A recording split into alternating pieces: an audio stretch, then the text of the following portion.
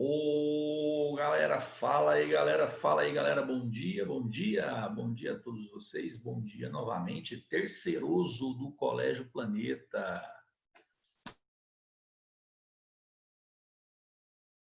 Fala aí, terceirão, beleza? Como combinado, agora o livro tá mais pertinho aqui, eu vou pegar, só um minutinho. Carry on my wayward son.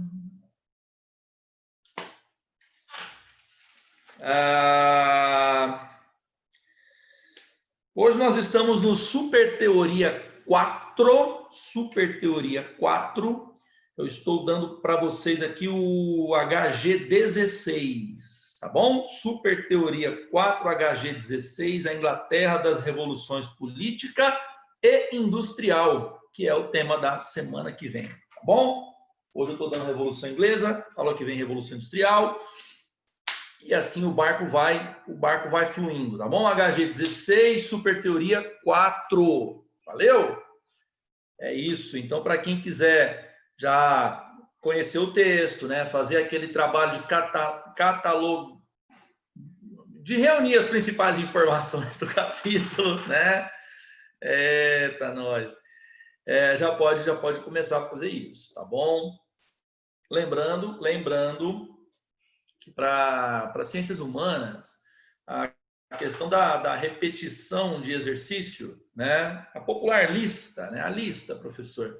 Essa coisa de repetição de exercício não funciona muito bem, tá? Ajuda, claro, óbvio, ajuda, sem dúvida, mas não é o método mais adequado. Vou explicar uma coisa para vocês.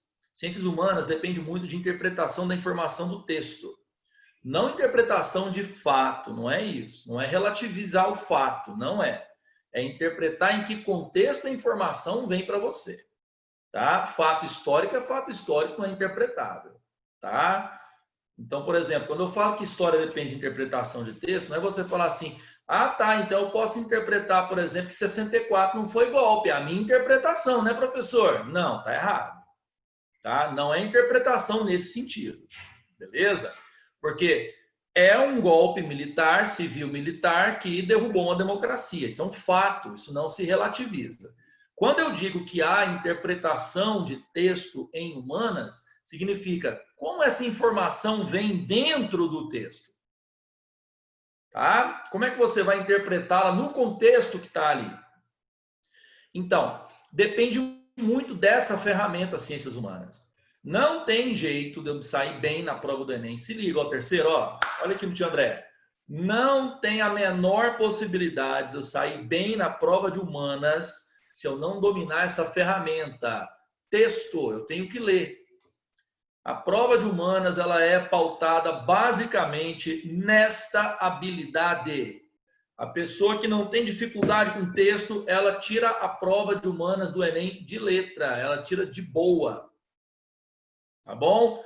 É um aviso que a gente está dando constantemente para vocês. Todo dia eu falo disso, tá?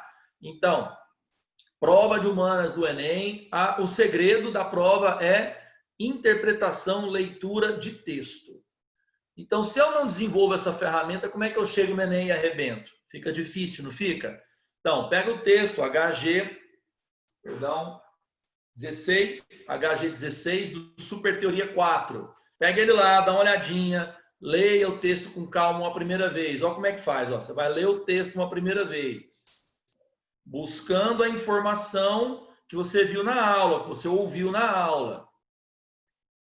Numa segunda leitura, sim, quem está estudando lê o texto mais de uma vez. Por isso chama estudar. É trabalho, é trabalhoso. Se fosse divertido, chamava shopping. Se fosse divertido, chamava praia. Mas não, chama escola, colégio, é porque trabalho mesmo, é pesado mesmo. Aí você vai pegar lá uma segunda leitura. Na segunda leitura, você vai pegar um lápis, um marca-texto e vai separar a informação. Ué, André, então para que eu li uma vez sem fazer isso? Para você conhecer o texto. Você não sai sublinhando o texto logo de cara. Abrir o livro e começa a sublinhar. Não faz isso. Quem estuda aí na sala, ó, se liga. Olha aqui no tio André. Vê se não é verdade o que eu vou te falar. Quem estuda aí na sala? Quando você já sai sublinhando na primeira leitura, qual que é a tendência? Você sublinha o texto todo. Tá certo ou tá errado isso?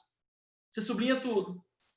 Na hora que você termina a leitura, né? Estou sublinhando logo na primeira leitura. Na hora que eu termino o capítulo, está todo marcado. Está o livro inteirinho em verde.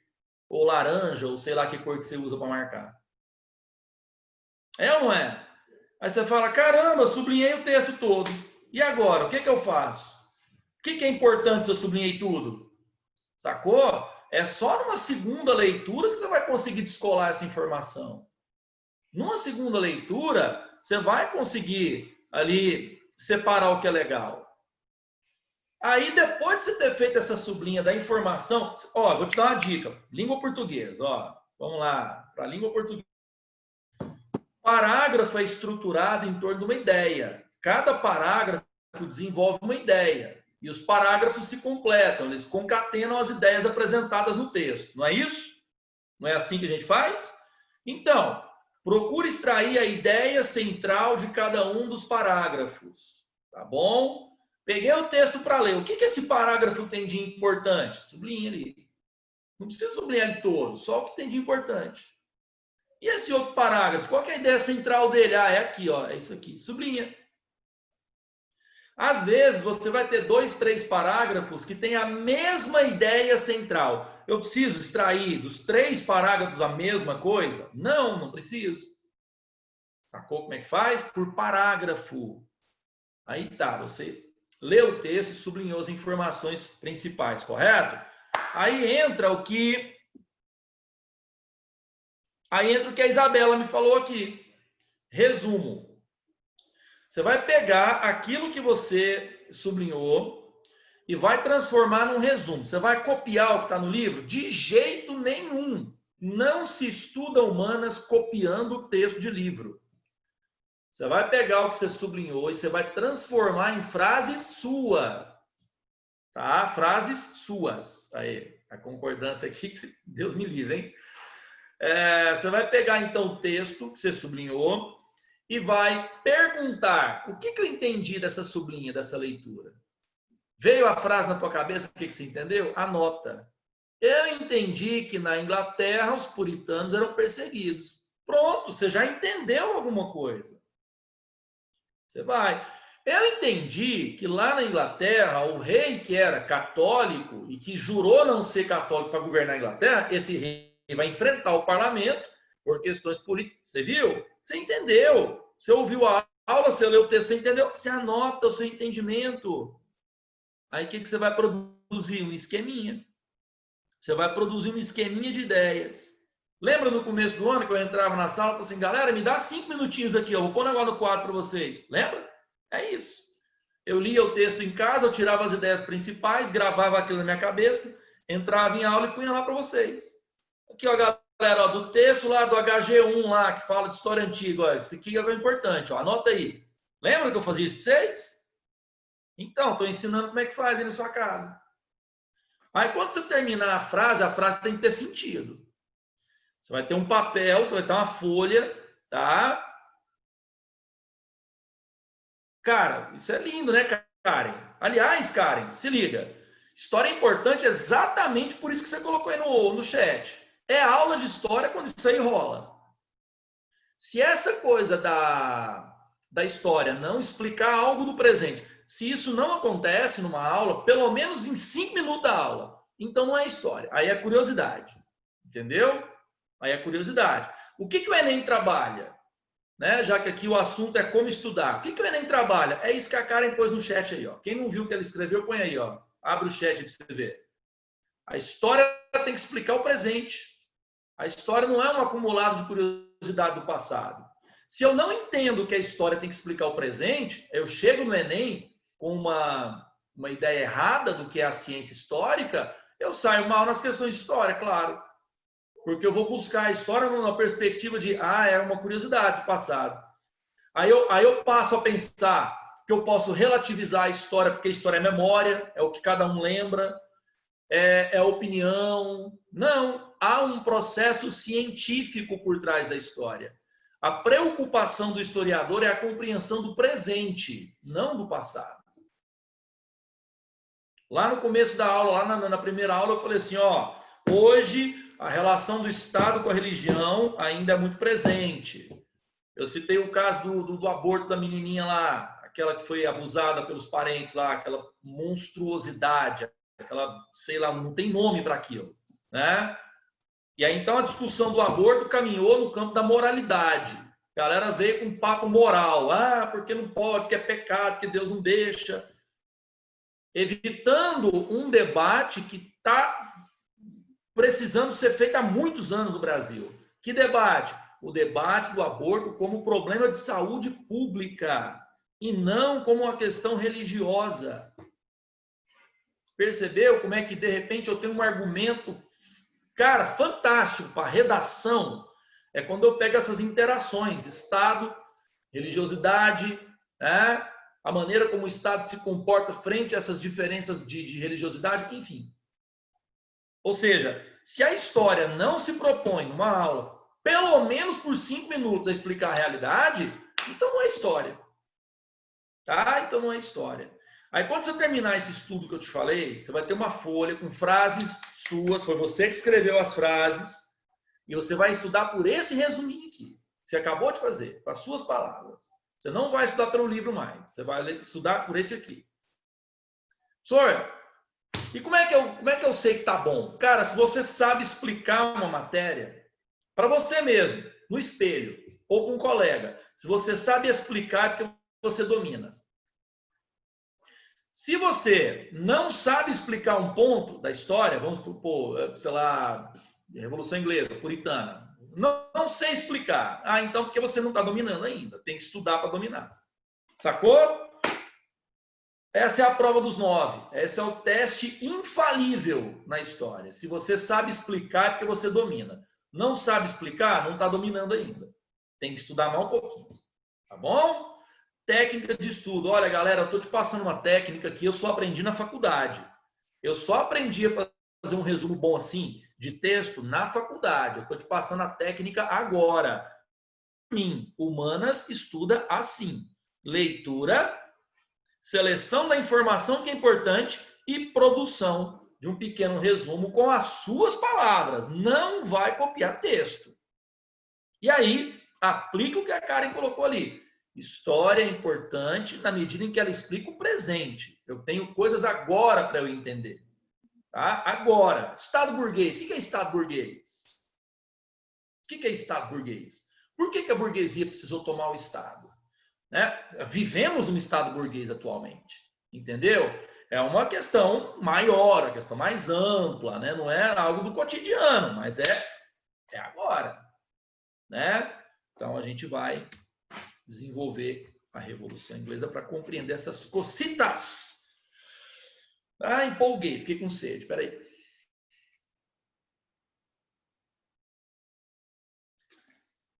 Tá bebendo água? Tá bebendo água, tá se hidratando? Importante, hein? Umidade do ar aí batendo a menos 25, né? O ar em Goiânia nessa época fica praticamente sólido, né? O ar vem quase que em pedaços para dentro da gente, né? Então, ó, hidrate-se porque vamos precisar para os próximos meses de sequidão extrema nesse deserto chamado Goiânia, né? Nesse Saara com prédios, que é a nossa cidade, né? E aí, na aula passada, a gente cortou a cabeça de um rei, hein? Caramba, olha só o que nós fizemos. Matamos o rei Carlos I, coitado, né? Machadada no pescoço, morreu o rei. O que vem depois, André? O que está lá no meu HG16? Vem que se instalou uma república. Uma república na Inglaterra. De 1649 até 1658, a Inglaterra foi uma república governada por um militar chamado Oliver Cromwell. Oliver Cromwell, membro da Gentry, né? Sotaque britânico, Gentry, né? Você já viu a diferença de sotaque que tem nas várias formas do falar inglês? Eu acho muito engraçado, muito divertido perceber, né? o inglês australiano, o inglês britânico, o inglês americano, enfim. O inglês sul-africano, né? É muito legal. É meio distante de ser bilíngue, Amanda. Digamos assim, curioso. Né? Digamos curioso. A Gentry, né, tinha agora então um representante à frente da República Inglesa, né? A Commonwealth, olha o TH, ó, viu? Tá lá no seu livro, né? A expressão. A Commonwealth é uma expressão inglesa para designar a República dos Comuns, ou seja, das pessoas comuns. A República que chegava para estabelecer o princípio de igualdade da lei para todo mundo. Mas foi o que aconteceu, professor? Não foi. Não foi. Foi uma ditadura. Oliver Cromwell assumiu o poder e se instalou ali como um ditador. Qual foi a desculpa do Oliver Cromwell? Oliver Cromwell imaginava que era necessário, no primeiro momento, ter pulso firme para garantir que a monarquia não voltasse. E pulso firme para garantir que as camadas populares não incomodassem a burguesia e os pequenos proprietários da gentry. Galera, a Revolução Inglesa foi um problemaço para as camadas populares. Vou explicar para vocês. 2 movimentos populares importantes na Inglaterra. Antes, deixa eu só fechar uma janelinha aqui que está me incomodando, tá tomando... Aí, tô tomando memória aqui à toa. O que acontece? Quando a Revolução explodiu, 2 movimentos populares apoiaram o parlamento na Guerra Civil. Nós tínhamos lá um movimento ligado aos camponeses, chamado Movimento dos Escavadores. Igual eu te falei, esse conteúdo é chato lá no Enem, porque essas expressões aparecem em inglês, né? Então, o movimento dos escavadores é o movimento dos diggers. Diggers, ok? Diggers. Esse movimento dos escavadores era um movimento de camponeses que reivindicava a terra. A principal reivindicação dos caras era a reforma agrária, né? Movimento radical, tá? Movimento radical que condenava a existência da propriedade privada. Tá? Condenação da ideia de propriedade privada. Caramba, hein? Século XVII, hein? Nós já temos gente aí questionando a propriedade privada. E o que mais? E o que mais? Nós temos também lá na Inglaterra um movimento popular chamado Levelers, ou niveladores. Levelers. Esse movimento dos niveladores não está ligado ao campo, mas sim ligado aos pequenos comerciantes na Inglaterra que não tinham direito de voto. Não tinham direito de voto. Tanto é que levelers, traduzindo livremente para português, seria niveladores, ou seja, eles querem nivelar politicamente leis. 2 movimentos populares que apoiaram os parlamentares, que estavam do lado vitorioso da Revolução. Na hora de compor o governo da República, tanto levelers quanto diggers, escavadores, niveladores, tanto esses 2 movimentos aqui tentaram emplacar representantes no governo. Tentaram se fazer presentes no governo da República, mas não funcionou. A elite da gentry combateu veementemente a ideia de dividir o poder com camadas populares. De jeito nenhum, esse povo está pensando o quê? Que a gente quer pobre no governo? Não quer, não. E então o governo de Oliver Cromwell perseguiu sistematicamente esses movimentos. Então é um movimento de caráter bastante elitista, né? O movimento da Revolução Puritana. É também um movimento de caráter bastante, como é que eu posso colocar aqui? Eu estou tentando evitar o termo fanático novamente, porque seria julgamento. Mas eu não vou ver uma palavra melhor. Só um minutinho, só vou fechar a janela aqui. Vou dar uma forcinha para minha esposa. Ela está precisando que eu feche a janela do escritório, que ela está jogando uma água ali. Rapidão, peraí.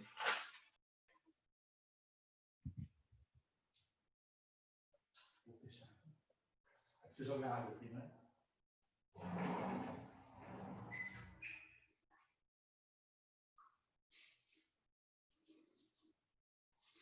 Prontinha, é porque ela está Ela está jogando uma água nas janelas ali e a janela do escritório estava aberta. Aí você deve estar pensando na tua casa, André, e eu com isso? Por que você está me contando essas coisas, né? Não tem interesse de saber dessas coisas, André. Ai, ai. Mas vamos lá então, né? É um movimento então de caráter bastante elitista, burguês, né? A Revolução Puritana, né? Cromwell massacra as lideranças populares. É também um movimento de fanatismo religioso muito intenso. A República Puritana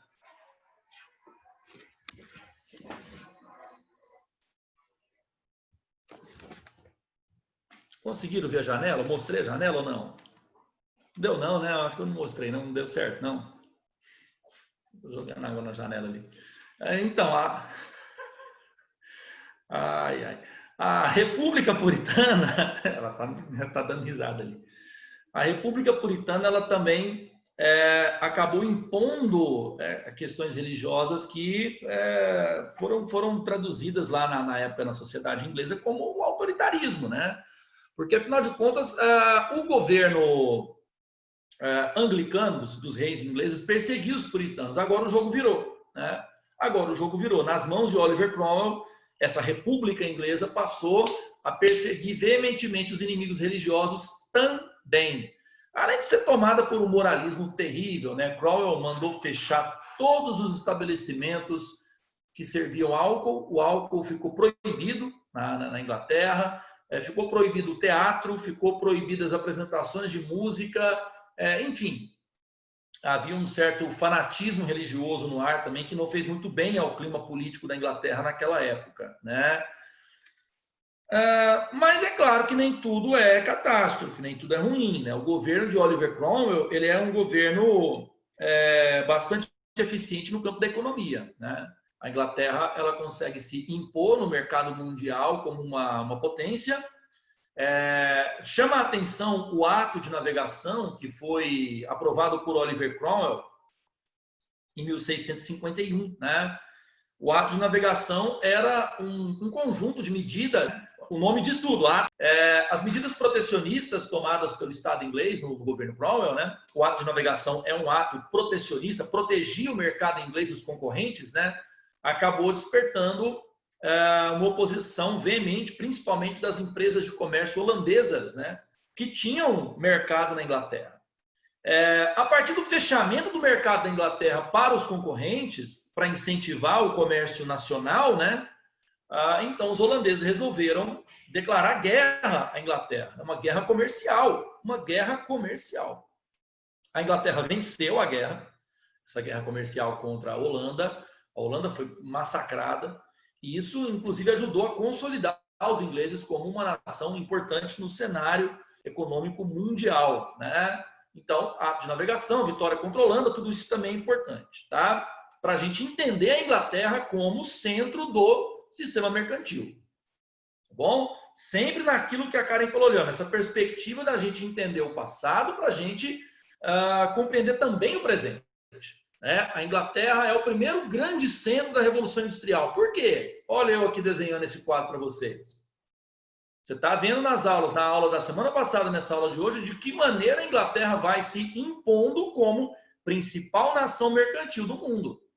E, ao mesmo tempo que eu estou dando essa aula, eu já estou aqui também trabalhando com vocês as origens do capitalismo. As origens do capitalismo como sistema. Ele começa aqui no sistema mercantil. Isso aqui que eu estou trabalhando com vocês já é capitalismo mercantil. Não é o industrial ainda, mas já é uma modalidade de sistema de mercado aberto, né, de capitalismo. Beleza? Governo Cromwell, você vê, né? Que nem tudo é crise, nem tudo é problema, nem tudo é autoritarismo. Há também avanços econômicos substanciais. Oliver Cromwell acabou adotando políticas tão autoritárias que mesmo seus apoiadores começaram a se distanciar da liderança de Cromwell justamente pelo seu autoritarismo excessivo. Ele ficou meio que isolado, sabe? Politicamente isolado. Isso explica o fato de Cromwell ter morrido e não ter conseguido emplacar o seu sucessor. Né? O segundo na hierarquia do exército, que poderia ter assumido o posto de protetor da Inglaterra, tipo um presidente lá da república deles, era o próprio filho do Oliver Cromwell, chamado Richard, né? Richard Cromwell. Mas ele não conseguiu se manter por muito tempo à frente da República. Houve um golpe de Estado, houve um golpe do parlamento, e o Richard Cromwell, filho do Oliver, acabou deposto no ano de 1660.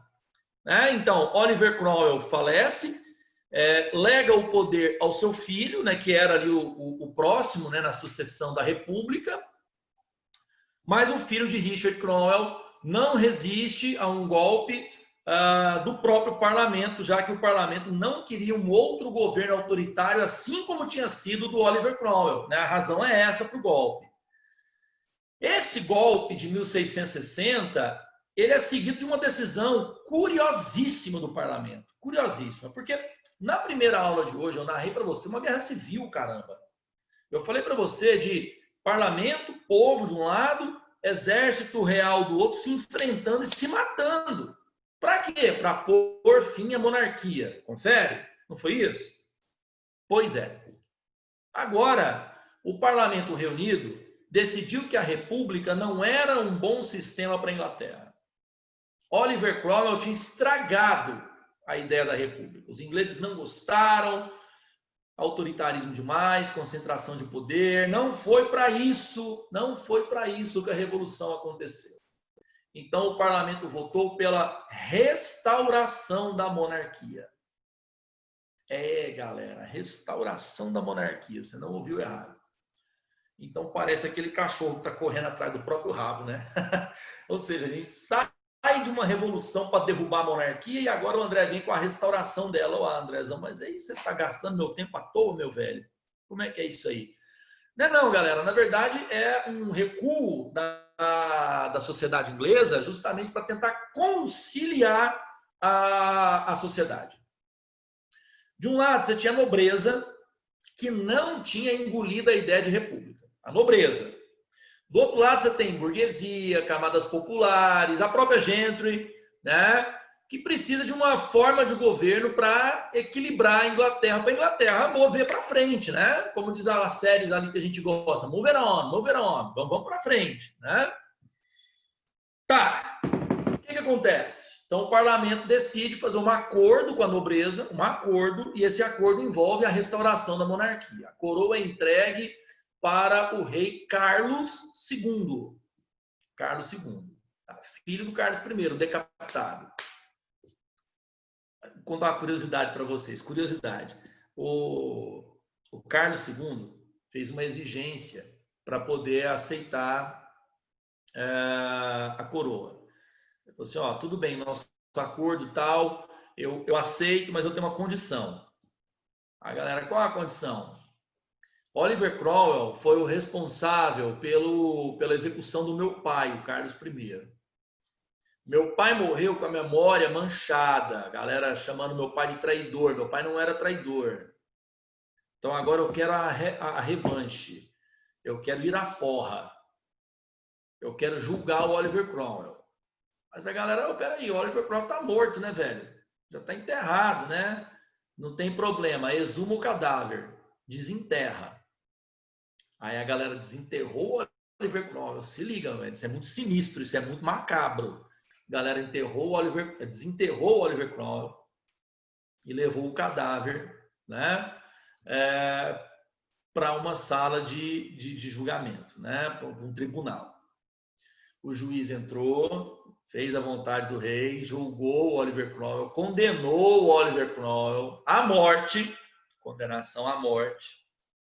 Eles levaram o cadáver para a praça pública, só os restinhos mortal. Tiraram o cadáver e um carrasco pegou um machado e cortou a cabeça do cadáver do Oliver Cromwell. E aí eles colocaram de volta e enterraram o cara. Tudo isso para o rei Carlos II falar assim, agora eu estou de boa. Tá? Eu chamo isso de rancor, justamente. É uma pessoa que não supera, né? A pessoa não tinha superado, né? Aí se isso ajuda a superar, fizeram. O Carlos II, ele governa de boa. Não é um governo que tem muito sobressalto, muitos problemas. Tá? E é um governo longevo. Ele governa de 1660 até 1685. 60 a 85. São 25 anos de reinado.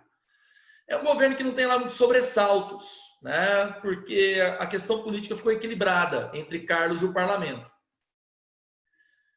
Teve uma passagenzinha, não sei nem se é um grave problema. Não é um grave problema. Não é um grave problema. A questão católica. É porque o Carlos era católico, né? E durante o governo dele, então, ele assinou um documento, né? Um ato que permitia aos católicos da Inglaterra manifestarem seu credo, né? Manifestarem sua preferência religiosa.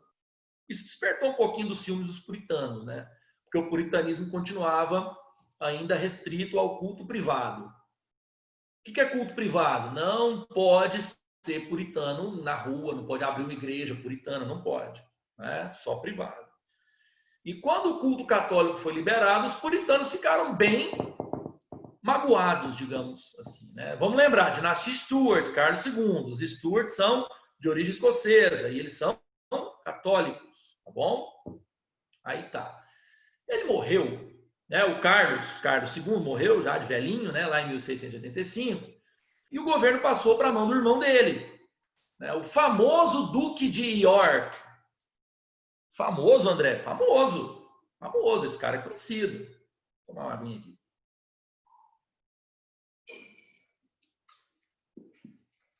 Yorkshire.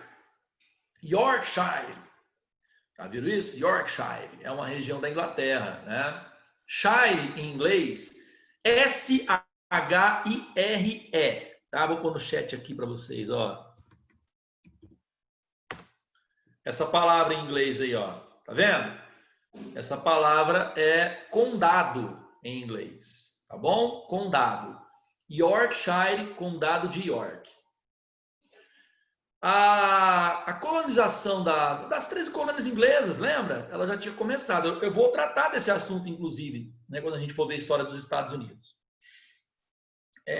Tá chegando, inclusive. Aí, cara, o que acontece? A Inglaterra tinha ganho uma guerra da Holanda, lembra que eu falei para vocês, agora há pouco? E uma das indenizações que a Holanda pagou aos ingleses foi a cessão de territórios na América, né? Havia um território holandês na América do Norte chamado Nova Amsterdã. Nova Holanda era no Brasil. Lá, na América do Norte, o território se chamava Nova Amsterdã. Como a Holanda perdeu a guerra, então a Inglaterra cobrou uma indenização. Então os holandeses falaram, ó, a gente vai indenizar vocês pela derrota na guerra com um território chamado Nova Amsterdã. Toma aí. Quem que colonizou a área em nome dos ingleses? O Duque, né, de York, né, que era irmão do rei Carlos. Então foi dada a ele, né, a autorização para que ele pudesse ocupar as terras. Como ele era o Duque de York, ele batizou a nova colônia que ele havia ganho do irmão dele de Nova York, né? Ou seja, aquela região colonizada ali das costas americanas de Nova York colonizada pelo rei chamado Jaime, né? Jaime II, o Duque de York, que está assumindo agora o poder como rei da Inglaterra em 1685. Tá? É uma curiosidade da história aí que eu conto, de repente, para você puxar assunto ali com o crush, com a crush, não sei, né? De repente tá difícil ali, você não sabe um tema ali, de repente você fala, você sabe a origem do nome Nova York? E o crush, não sei, deixa eu te contar, né? E pronto, o resto é história, né? Ao final desse assunto, a pessoa vai olhar para você e falar assim, cala a boca e me beija, né? Não vai dar outra, eu tenho certeza que o resultado será esse, né? Eu fico imaginando, né? Que dia que um papo desse vai para frente. Conquistou o coração, né? Conquistou o coração. Bom, esse Jaime, a Isabela aqui, esse Jaime II, coroado em 1685, ele vem de uma escola política diferente, ele é mais absolutista, né? E assim que o cara toma o poder em 1685, ele começa a tramar um golpe de Estado para poder fechar o parlamento. E é nesse momento, então, galera, que o parlamento, ao pressionar o rei da Inglaterra, o Jaime II, né, que havia herdado a coroa, né, o Jaime II, então, pressionado pelo parlamento, sem condições de convocar uma nova guerra para fechar o parlamento, o Jaime vê o seu golpe fracassar e ele foge da Inglaterra. Ao fugir da Inglaterra, o parlamento oferece a coroa do país ao genro do Jaime II, que era um príncipe chamado Guilherme de Orange, um príncipe de origem holandesa, que tinha casado com a filha do rei. Mas, ao oferecer a coroa para o Guilherme de Orange, o parlamento exige um acordo político onde Guilherme de Orange prometeria não governar sem governar apenas com o apoio do parlamento. Feito, o rei não tomaria nenhuma decisão sem consultar o parlamento. Esse acordo ficou, então, estipulado num documento chamado Carta dos Direitos. Vai aparecer em inglês nas questões. Aparece Bill of Rights. Bill of Rights, Carta dos Direitos. Bom, a Carta dos Direitos de 1688 funda um acordo diferente político na Inglaterra. O rei não governa sem a concordância do parlamento, que é o representante da sociedade civil. Então, o rei não está acima da sociedade civil. O rei está servindo a sociedade civil. Sabe qual teórico pensou nisso? John Locke. É uma espécie de contrato, isso é contratualismo. John Locke, esse é um contrato liberal. Ou seja, agora os poderes do rei da Inglaterra, a partir de agora, estão sujeitos à aprovação do parlamento. O rei não governa mais sozinho.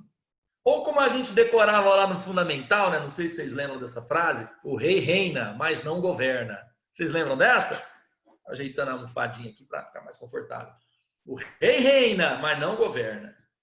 É uma frase que a gente decorava, né? Sobre a Bill of Rights, a Carta dos Direitos. Ou seja, com a Revolução Gloriosa de 1688, que tem esse nome porque não foi necessária uma guerra civil, né? Acabava o absolutismo na Inglaterra. Há um novo pacto político que, a partir de agora, é lei, está na Constituição do país. Rei não governa mais sem a anuência, sem a concordância do parlamento. Fim do absolutismo na Inglaterra. Estado liberal. Pacto baseado nas ideias do filósofo John Locke. Ufa! E aí, galerinha? Foi? Tranquilo? Bom, eu espero que sim. Não sobrou muito tempo para nossa perguntinha, né? Menos de um minuto. Então, olha, excelente sábado para vocês, bom final de semana. Muito obrigado aqui pela companhia, pela interação. Show, viu, galerinha? Se cuida, tá? Todos saudáveis. Valeu, galera. Bom final de semana para vocês. Tchau, tchau. Bom final de semana para vocês também.